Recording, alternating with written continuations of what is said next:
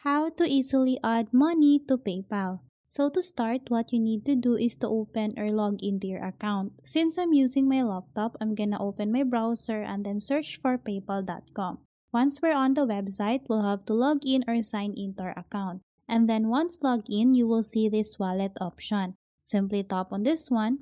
So to add money to our PayPal account, what we need to do is to link a card. To do that, tap on this link a card option. And then in here, we'll have to fill out the information. We'll have to add our card number, card type, expiration date of our card, the security code, and then the billing address.